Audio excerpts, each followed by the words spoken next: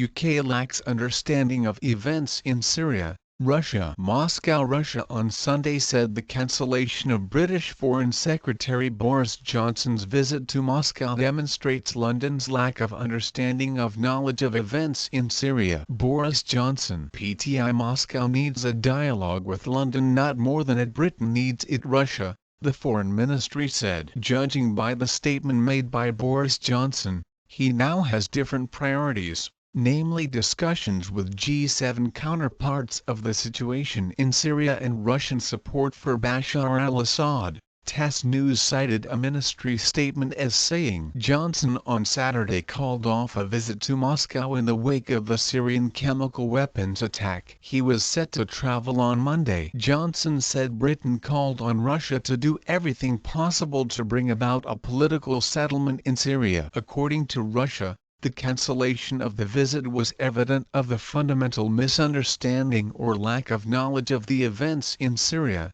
Russia's efforts to settle that crisis, and the general objectives of diplomacy. The decision proves doubts about added value from negotiations with the UK, as on most current problems they do not have own positions or realistic influence on development of international affairs, as it remains in the shade of its strategic partners, the ministry said. Britain has fully supported the U.S. for its response to the alleged use of chemical weapons in Idlib province of Syria that left nearly 80 civilians dead. The U.S. on 6 April unleashed 59 Tomahawk missiles at the Shayrat air base that played a key role in conducting the toxic gas attack. The U.S. as well as Britain blame Russia for being incompetent in stopping the use of chemical weapons by the Assad regime. However, U.S. Secretary of State Rex Tillerson will visit Moscow as planned after the G7 meeting in Italy on 10-11 April. Johnson's visit,